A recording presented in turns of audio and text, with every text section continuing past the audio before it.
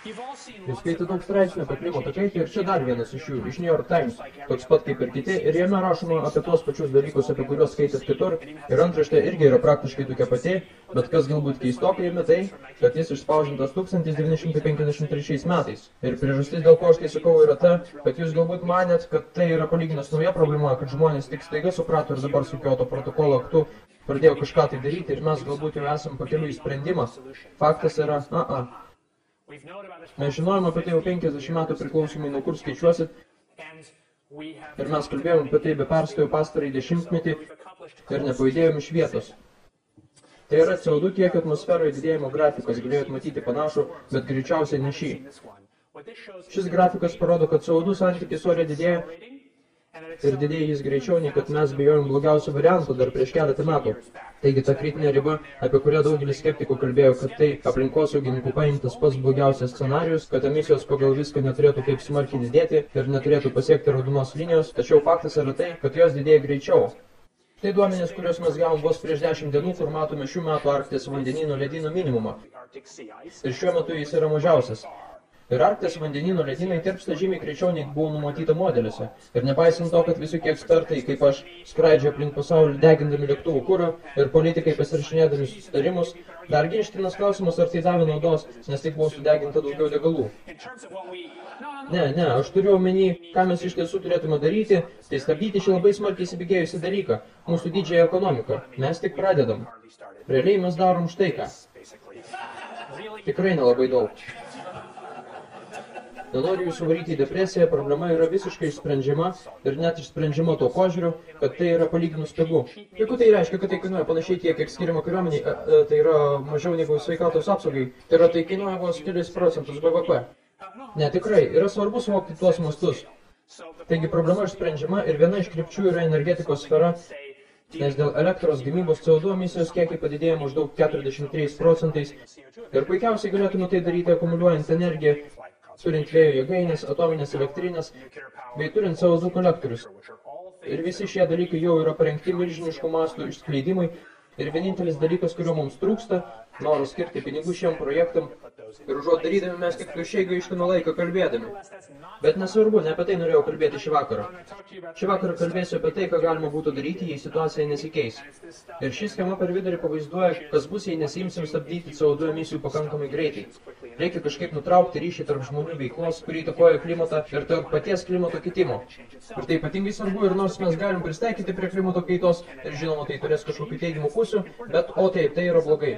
Aš visą gyvenimą paaukojau bandydamas jį sustabdyti, bet politiškai tai yra sunku įgyveninti, kadangi vieni išloš, kiti praloš. Žinoma, ne visi praloš, bet žinoma, laukiniai gamtoj baltusios meškos. Esu leidęs laiką skraidžiodamas virš ledynų ištisą savaitės toli šiaurėje. Jos visiškai pralaimės ir visiškai neprisitaikys. Taigi ši problema yra išsprendžiama ir geoinžinieriaus idėja, kalbant paprastai žodžiais, yra štai kas. Galima paskleisti tam tikras dalelytes, tarkim sieros rūgšties molekulės, sulfatos viršutinėje atmosferos dalyje, stratosferoje, kur būdamos anos atspindėtų saulės šviesą ir taip atšaldytų planetą. Ir garantuotai žinau, kad tai veiks. Nesakau, kad tai neturi šalutinių poveikių, bet garantuotai žinau, kad tai veiks, nes tai jau prieš tai buvo padaryta. Ir tai padarėm ne mes, ir ne aš, bet gamta. Štai Pinatų ugnikalnis 90-ų pradžioje, kuris į stratosferą išsvedė milžiniškus kiekius sieros debesyje, primenančiame atominės bombos grybą. Ir to rezultatas buvo ganėtinai dramatiškas. Po jo ir po kitų prieš tai išsiveržusių vulkanų stebime didžiulį atmosferos atšalimą. Taigi apatinėme grafike matot viršutinę atmosferos dalį - stratosferą. Ir jis sušyla iškart po išsiveržimo, bet jei pažiūrėsite žemutinės atmosferos grafiką, tai pamatysite, kad jie atvėso, kadangi mes truputį ją užtemdėm. Bet tame nėra didelio stebuklo. Aišku, čia dar ne viskas ištarta ir tai turi kažkokių šalutinių poveikių, tarkim, tai kažkiek karto ozono sluoksnį. Ir aš apie tai kalbėsiu po minutėlės, bet tai vienareikšmiškai atšaldo ir dar kai kas. Tai veikia greitai. Ir svarbu paminėti, jog tie kiti metodai galintys sumažinti CO2 emisijas yra tikrai lėti, nes reikia daug laiko, kad pastatyti visus tuos įrenginius, kurie sumažintų emisijas ir dar, kad mažinant emisijas neišeina sumažinti koncentraciją, kadangi koncentracija tai esamas CO2 kiekis atmosferoje, tai jau yra visų emisijų suma sukaupta per laiką, taigi neišeina to labai greitai sustabdyti, bet jei darysite taip, tai gausis greitai. Ir kartais būna, kai kažką reikia padaryti greitai. Turbūt kitas klausimas jums įdomu, ar tai tikrai veikia. Ar galima kažkaip užstoti saulės šviesą ir efektyviai kompensuoti CO2 perteklių ir grąžinti klimatą į tą pradinę būklę, kur buvo prieš tai? Ir atsakymas yra taip. Taigi čia yra grafikai, kuriuos daug kartų matėte prieš tai. Ir tai pasaulis atrodo pagal vieną konkretų klimato modelį su padvigubintų CO2 kiekiu ore. Apatinis grafikas yra su padvigubintų CO2 kiekiu ir 1,8% mažesniu saulės šviesos kiekiu ir jūs grįžtat prie pradinio klimato. Tai yra Keno Kalderos grafikas. Svarbu paminėti, kad Kenas per susitikimą, kuriame berods Marty Hockfordas irgi dalyvavo 90-ųjų vidury, Kenas ir aš susitikimo pabaigoje atsistojom ir pasakėm, siūlysiems šį mechanizmą, kad geoinžinerija neveiks. Jis sakė, kad atmosfera yra per daug sudėtinga, neįsivaizduojam ir pateikė daug argumentų, kodėl tai negalėtų padaryti gerą kompensaciją. Bet vėliau Kenas sudarė savo modelius, pamatė, kad tai veiks. Bet tai irgi sena tema. Prezidentui Johnsonui ataskaitai buvo padėta ant stalo, kai man buvo dar tik 2 metai, 65-ais. Toje ataskaitoje, kurioje buvo visas modernus mokslas apie klimatą, pagrindinis svarstamas dalykas buvo geoinžinerija. Ten net nebuvo kalbama apie emisijų mažinimą. Ir tai buvo didžiulis mąstymo progresas, kalbant apie tą problemą. Nesakau, kad neturime mažinti emisijas, mes turime, bet mintis tokia pati. Taigi tai nėra taip nauja, bet gan nauja yra ši esė. Spėjau turėčiau pasakyti, kad nuo tos prezidento Johnsono ataskaitos laikų ir nuo kitų ataskaitų iš JAV nacionalinės akademijos 1977, 82, 90 žmonės nuolat kalbėjo apie tai. Ne kaip apie lengvai suprantamą dalyką, bet kaip apie idėją apmąstymus. Bet kai klimatas tapo politiškai karšta tema, čia net gaunasi toks žodžių žaismas, tai per pastarosius 15 metų tai virto politiškai nekorektiška tema ir nelabai galėjome apie tai kalbėti. Jie tiesiog dingo iš akiračio, mums neleido apie tai kalbėti. Bet pernai Polas Krucinas publikavo šią esė, kurioje išsakė tą patį, apie ką ir anksčiau buvo kalbėta, kad galbūt progresas kovojant su šia problema bei nepilnai ištirtais poveikiais yra lėtokas ir turėtume apie tai pagalvoti. Jis kalbėjo daugmaž tą patį, kas buvo aptariama anksčiau, bet kas svarbu, jis gavo Nobelio premiją už ozono tyrinėjimus, taigi žmonės rimtai sukluso, kai jis pasakė, kad tai reikia spręsti. Net jeigu tai turės kažkokį poveikį ozono sluoksniui ir jis turėjo minčių, kaip su to susidoroti. Buvo daug spaudos pranešimų visame pasaulyje, iki antraščių misteris keista meilė gelbsti planetą, savaitraštyje Ekonomistas. Ir mane tai privertė susimąstyti. Aš ties to dirbau dieną ir naktį, ne visai pažodžiui, bet vieną naktį gulėdamas lovoje aš pagalvojau ir prisiminiau apie tą vaikišką žaisliuką, iš kurio kilo šio pranešimo pavadinimas. Ir galvojau, ar galima būtų panaudoti tokią pat fiziką, kuri verčia sukti šį daikčiuką vaikiškame radiometre, kad dalelytės levituotų viršutinėje atmosferoje ir liktų joje. Viena problema su sulfatais, jie greitai krenta žemyn, kita, jie papuola tiesiai į ozono sluoksnį, o aš pageidaučiau, kad jie būtų virš jo. Ir pabudau kitą rytą ir pradėjau daryti vėl skaičiavimus ir buvo labai sunku skaičiuoti pradedant nuo pagrindų. O labai sunkiai sekėsi, bet paskui susivokiau, kad ši tema buvo parašyta daugybė straipsnių, kadangi tai natūraliai vyksta atmosferoje. Pasirodo, egzistuoja mažytės dalelytės, kurios levituoja mezosferos aukštyje, tai yra 100 km aukštis ir jos jau daro tą poveikį. Labai greitai paaiškinsiu, kaip tai veikia. Čia yra daug visokių įdomių įvairių subtilybių, apie kurias mielai pakalbėčiau visą vakarą, bet aš nekalbėsiu. Bet sakykime, saulė apšviečia dalelytę ir ji netolygiai apšviesta. Apšviesta saulės dalelės pusė yra šilta, o kita pusė šalta. Dujų molekulės, kurios atšoka nuo šiltos pusės, atšoka su padidėjusiu greičiu, nes čia šilta. Ir matote, kaip saulės energija atsispindi. Tai vadinama fotoforentinė jėga. Yra dar kelios versijos, apie kurias aš mąsčiau su kolaborantais, kaip galima būtų tai išnaudoti. Ir žinoma, galbūt mes klystam ir gal nebuvo įdėmiai peržiūrėta, mes apmąstymų vidury, bet kol kas atrodo gerai, bet regis galime padaryti ilgalaikius atmosferinius pakeitimus, žymiai ilgiau trunkančius nei prieš tai, kadangi dalelytės levituos. Mes galim pastumti jas iš stratosferos į mezosferą, taip išsprendžiant ozono problemą. Nebejoju, kad atsiras kitų problemų ir galiausiai galėtume priversti migruoti dalelytės į ašigalius, kad pritaikytume klimato inžineriją būtent poliariniams ašigaliams. Kad tai darytų mažiausiai žalos pusiaują, kur mes gyvenam, ir kad daugiausiai paveiktų tas vietas, kur mums yra reikalingiausia, tai yra, kad atšalytų ašigalius planetinio pavojaus atveju. Taigi tai gan nauja mintis, kuri galbūt yra geresnė mintis nei purkšti sulfatus. Ir nesvarbu, ar bus geresnė vienokia idėja ar kitokia. Beveik nebijoju, kad geresnė idėja būtų purkšti kažką kitą, o ne sierą. Tad jei inžinieriai ir mokslininkai geriau pamastytų, jie nustebtų, kaip stipriai galima pakeisti planetą.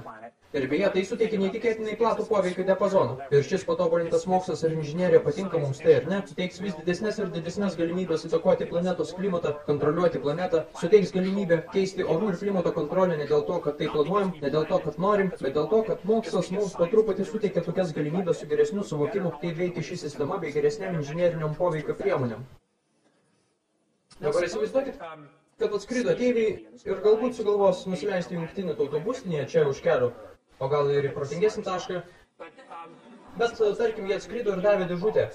Dėžutę su 2 mygtukais. Vienas mygtukas skirtas globalios temperatūros valdymui, antras galbūt CO2 koncentracijos kiekiui valdyti. Turbūt įsivaizduotume, kad kiltų karai dėl to, kas valdys šią dėžutę, kadangi niekaip negalėtume susitarti, kaip ją sureguliuoti. Nėra globalios valdžios ir skirtingi žmonės ją norėtų sureguliuoti skirtingai. Ir nemanau, kad taip nutiks, ne kažkas panašaus. Tačiau mes konstruojame tokią dėžutę. Šio pasaulio mokslininkai ir inžinieriai ją renka savo laboratorijose dalelė po dalelės. Net tuomet, kai siekia kitų tikslų, kai galvoja, kad darbuojasi ties aplinkosaugoje, jie neturi tokių beprotiškų minčių kaip visos planetos inžinierijoje. Jie tiesiog kuria mokslą, kuris palengvintų pasiekti šio tikslo. Ir paties mano pozicija yra ne ta, kad aš norėčiau tą daryti, aš nenoriu. Bet kad šios idėjos išlystų iš šešėlių, tai reikėtų rimtai jas aptarti, nes anksčiau ar vėliau teks susidurti su priimtais sprendimais. Ir naudingiau yra gerai apie tai pamastyti, skaitant gilius pamastymus, kodėl galbūt iš viso nedėlėtų daryti. Aš jums duosiu dvi kryptis pamastymams, kurios yra mano mąstymų pradžia, kaip galbūt mes turėtume mąstyti. Reikia, kad apie tai mąstytų ne tik keli keistuoliai kaip aš, mums reikia platesnių debatų. Debatų, kuriuose dalyvautų muzikantai, mokslininkai, filosofai, rašytojai, kurie prisidėtų prie klimato inžinierijos klausimų ir rimtai pamastytų, kas iš viso to galėtų išeiti.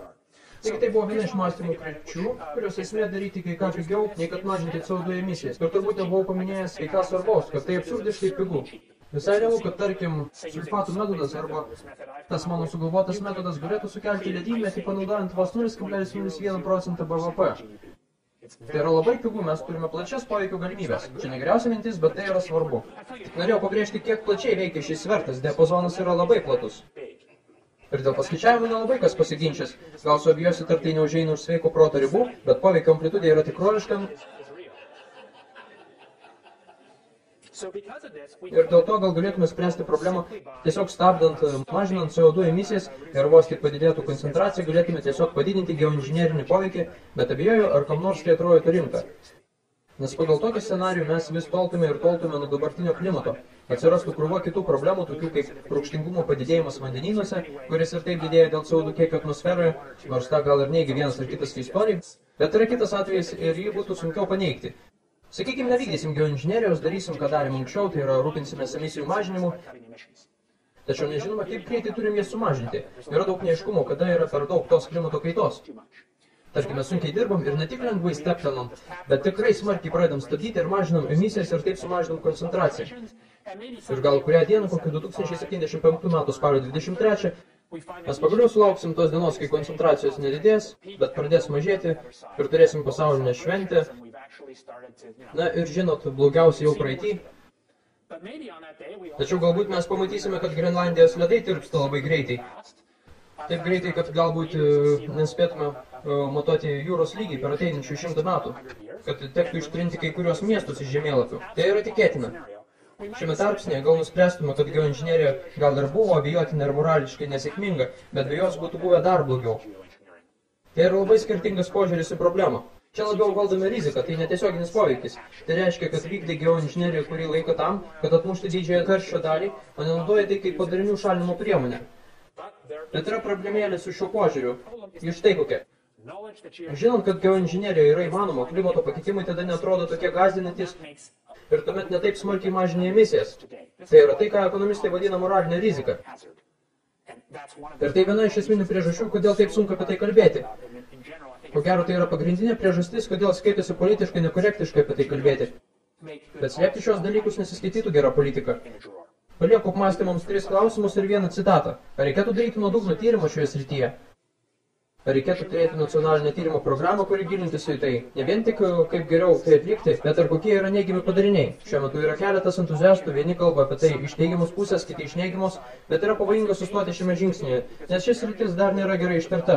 O žinių pagilinimui reikėtų visai nedaug lėšų. Daugelis mūsų, tarkim, ir aš šiuo metu manom, kad tą reikia daryti. Ir aš turiu labai daug pasvarstymų dėl viso to. Mano pasvarstymai iš esmės yra dėl moralinės rizikos problemos. Ir nežinau, kokiu būdu geriausiai galima būtų išvengti moralinės rizikos. Manau, čia yra rimta problema, nes kai kalbėjau apie tai, žmonės pradeda galvoti, kad jiems jau nereikia tiek daug stengtis, kad mažinti emisijas. Kitas dalykas, gal mums reikia tarptautinio susitarimo, tokio, kuris nuspręstų, kas tą darys. Šiuo metu gal galvotume apie tokias didelės ir turtingas šalis kaip JAV, bet gali būti, kad Kinija pabus 2030 metais ir susimoks, kad tokie klimato pakitimai yra tiesiog neleistini. Jiem gal tuomet nelabai rūpės mūsų moraliniai pamastymai, ką ir kaip daryti, ir gal jie nuspręs geriau turėti geoinžinerinį pasaulį nei negeoinžinerinį pasaulį. Ir mes neturėsime tarptautinio mechanizmo, kuris nuspręstų, kas darys sprendimus. Taigi paskutinė mintis yra ta, kad žymiai geriau visą tai buvo surašyta prieš 25 metus nacionalinės akademijos ataskaitoje, nei aš jums tai išdėstau šiandien, ir manau, tai gerai atspindi menką progresą. Kad CO2 problema, klimato problema, apie kurią girdėjom, įveda prie naujovių, skatina energetinių technologijų progresavimo, kurios sumažins emisijas, bet be abejo, manau, tai ves ir link mąstymo apie klimato bei orų kontroliavimą. Patinka mums tai ar ne. Ir manau, laikas apie tai galvoti, net jei priežastis būtų surinkti argumentus, kodėl, tarkim, to išvis nereikėtų daryti. Ačiū labai. Išvertė ir garsino Edvardas Kuzavinis, www.atoveiksmis.lt